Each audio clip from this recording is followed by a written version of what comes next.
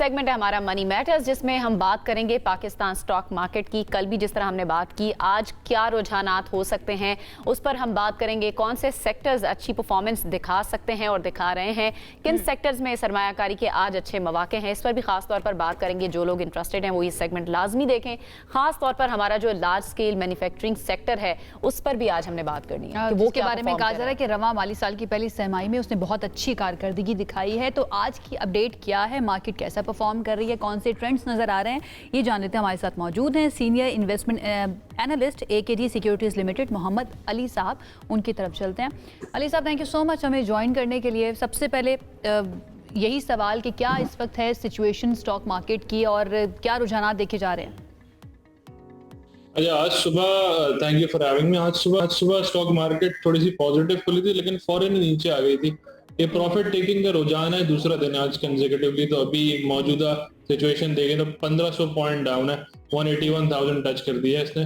तो मैं समझता हूँ तो थोड़े से जियोपॉलिटिकल जिटर्स कह सकते हैं हम, जो हमारे बराबर के मुल्क में चल रहे हैं, ईरान जैसे है। और प्रॉफिट टेकिंग भी एक बड़ा रुझान कह सकते हैं, क्योंकि 172,000 से निकली थी दिसंबर के मिड में और अब 187 भी गई थी। तो इतनी शार्प अपसाइड के बाद थोड़ी सी पुल बैक तो आता ही नेचुरली है।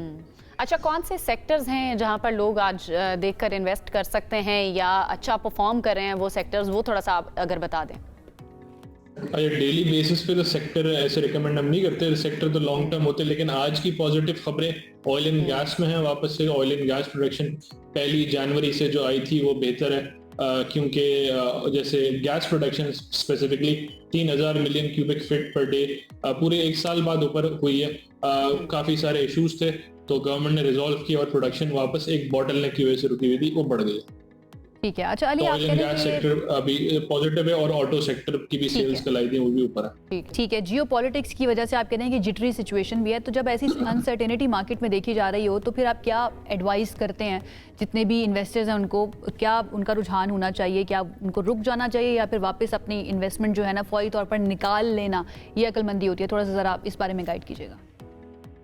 नहीं, जैसे अगर हम डेमोग्राफ्स को देखें तो इंडिविजुअल जो इन्वेस्टर है वो ही निकाल रहा है। जो इंस्टीट्यूशनल है, इनके पास their big money, smart money जिसे कहते हैं हम, तो वो तो अभी भी इन्वेस्टेड हैं। और जैसे mutual funds, banks, insurance companies and companies themselves. तो अच्छा, ऐसे जिटरी सिचुएशन में तो अगर आप ब्लू चिप और डिफेंसिव स्टॉक्स में रहेंगे तो वो इतने नीचे नहीं आते। They are not very volatile. Volatility के सेगमेंट्स होते हैं स्टॉक मार्केट में, वेरी वॉलेटाइल। इन्वेस्टमेंट करेंगे तो वो बुरे टाइम में भी वॉलेटिलिटी नीचे की दिखाएंगे, अच्छे टाइम में भी ऊपर की वॉलेटिलिटी दिखाएंगे। तो अपने प्ले के हिसाब से रखें, अपने रिस्क असेसमेंट के हिसाब से रखें। आपको वॉलेटिलिटी ज्यादा देखनी है तो ऐसी इन्वेस्टमेंट रखें और थोड़ी सेफ्टी प्ले रखना है। बहुत सारी ब्लू चिप कंपनी है जो हम भी रिकमेंड करते हैं, उनमें रहना चाहिए। ठीक है, थोड़ा सा लार्ज स्केल मैन्युफैक्चरिंग के बारे में भी ओवरव्यू दे दें, क्योंकि जो पहली तिमाही है उसमें अच्छी कारकर्दगी रही है, शानदार रही है, उसके बारे में थोड़ा सा बता सकें अगर आप।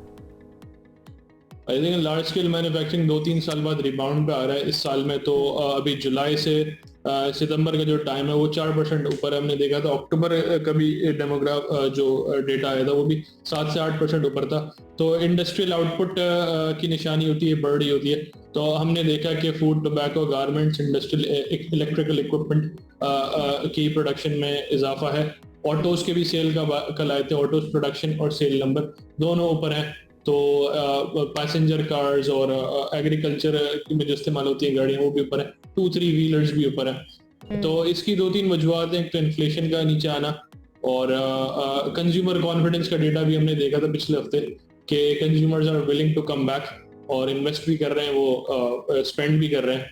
और इंटरेस्ट रेट का भी नीचे होना बहुत बड़ी वजह है। तो लोग क्रेडिट पे भी बाइंग कर रहे हैं, कैश पे भी बाइंग कर रहे हैं। और तो ये ओवरऑल इकोनॉमी की हेल्थ का एक लीडिंग इंडिकेटर कह सकते हैं।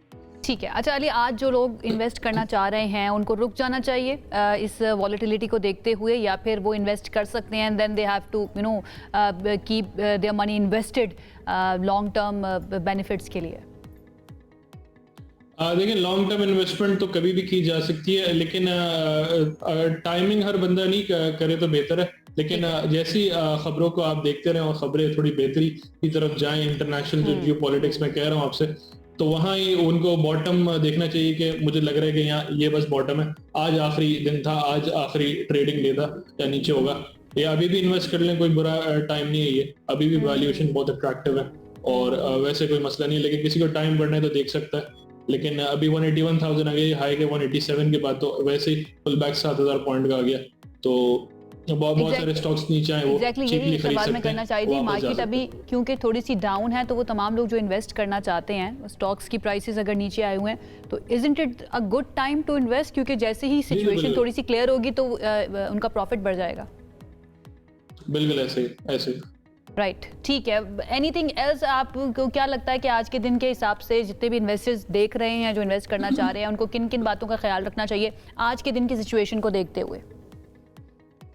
आज के दिन की सिचुएशन को देख के बॉटम देखें, अगर डे ट्रेडिंग किसी को करनी है बॉटम आइडेंटिफाई करे और देख ले। वैसे डोमेस्टिकली तो पॉजिटिव खबरें ही हैं, हमारी हुकूमत भी चाह रही है कि काफी सारी चीजें करे।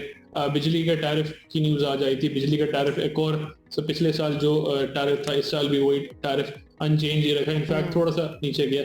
तो डोमेस्टिकली हमारे इकोनॉमिक हेल्थ की खबरें तो पॉजिटिव है, इसको मद्देनजर रखते हुए इन्वेस्टर्स पॉजिटिव भी रह सकते हैं हमारी डोमेस्टिक इक्विटी मार्केट में। और ब्लू चिप में कौन से स्टॉक में आज के दिन के हिसाब से इन्वेस्ट करना चाहिए?